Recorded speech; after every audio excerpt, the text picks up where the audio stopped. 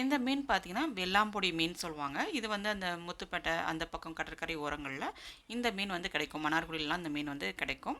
இது வந்து கிலோ வந்து சீசன் அப்போலாம் வந்து பார்த்தீங்கன்னா, கொஞ்சம் கம்மியா இருக்கும். இல்லாட்டி மத்த நாட்கள்ல கிலோ ரூ. 400 வரைக்கும் கூட போகும்.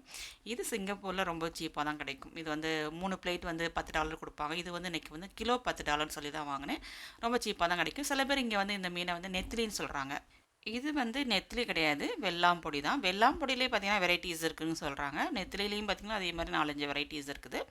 நெத்திலி நெத்திலி பார்த்தீங்கன்னா, கொஞ்சம் நீளமா இருக்கும். இதே மாரி கொஞ்சம் நீளமா இருக்கும். இதுக்கு கொஞ்சம் வயிறு பகுதிகள் பெருசா இருக்கும். இத இந்த மாரி சிசர் வச்சு கட் பண்ணி கிளீன் பண்றது கொஞ்சம் ஈஸியா தான் இருக்கும். கொஞ்சம் அலசுறது, அந்த வயித்து பகுதியில கிளீன் பண்றது மட்டும் கொஞ்சம் டைம் எடுக்கும். அதனால தான் நெறைய பேர் இந்த மாரி பொடி மீன்கள வாங்குறது கிடையாது. ஆனா டேஸ்ட் அல்டிமேட்டுங்க. அவ்வளோ ஒரு சூப்பரா இருக்கும். இந்த மீன் குழம்புக்கும் அருமையா இருக்கும். வறுவலுக்கும் செம சூப்பரா இருக்கும். அது நல்லாயிருக்கும். இந்த மீன் வந்து சுகருக்குலாம் நல்லதுங்கிறாங்க. சுகர் பேஷண்ட்ஸ்லாம் அது சாப்பிட்லாம். உடம்புல உள்ள நீரை வந்து இந்த மீன் வந்து இறக்கும்னு சொல்கிறாங்க. ஸோ வந்து வெயிட் லாஸ்க்கும் இந்த இந்த மீன் ரொம்பவே ஹெல்ப்ஃபுல்லாக இருக்குது. நல்லா ஃப்ரெஷ்ஷாக கிடச்சிச்சு. சரி வாங்கிட்டு வந்து நல்லா அலசி இந்த மாதிரி உள்ள கட் பண்ணிவிட்டு அதுக்கப்புறமா அந்த பார்த்திங்களா அந்த மேலே கொஞ்சம் செதில்கள் இருக்கும்.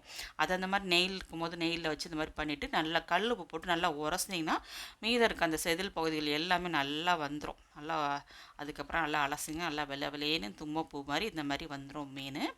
நான் இன்னைக்கு வந்து கொஞ்சம் வந்து குழம்புக்கு எடுத்து வச்சேன். அப்புறம் வறுவலுக்கு இந்த மாதிரி கொஞ்சம் கொஞ்சம் தலைகள் வந்து நான் சேர்த்துருப்பேன். ஏன்னா அந்த தலை உள்ள மீனை வந்து குழம்புக்கு எடுத்து வைப்பேன். எப்பொழுதுமே கொஞ்சம் தலை சேர்த்து குழம்பு வச்சாதான் குழம்பு கொஞ்சம் டேஸ்ட்டாக இருக்கும். சூப்பராக வந்து இந்த கறி வடகம் சொல்லுவாங்களா அது போட்டு தாளித்து இன்னைக்கு அரைச்சி விட்ட குழம்பு மாதிரி வெங்காயம் தேங்காய் அதெல்லாம் அரைச்சி விட்டு நாகர்கோவில் ஸ்டைலில் செய்வாங்களா அந்த மாதிரி செஞ்சுருக்கேன். ஸோ அந்த மாதிரி ஏன்னா இந்த மீன் வந்து எப்பொழுதுமே குழம்பு வந்து தண்ணியாக தான் வரும். இந்த மீன் வந்து தண்ணி விட்டுட்டே இருக்கும். இதுவும் நேரத்தில் எல்லாமே குழம்புகள் வந்து தண்ணியாக தான் இருக்கும். அதனால் நான் வந்து அரைச்சி விட்ட குழம்பு அதுக்கப்புறமா கொஞ்சமாக மீதம் இருக்க மீனை வந்து வறுவலும் பண்ணிட்டேன். செம சூப்பராக இருந்துச்சு. 2 நாள் வச்சு சாப்பிட்டிங்கன்னா அவ்வளோ சூப்பராக இருக்கும். ஸோ கொஞ்சம் மட்டும் வறுத்துட்டு மற்றது எல்லாத்தையுமே குழம்புலையே போட்டுட்டேன்.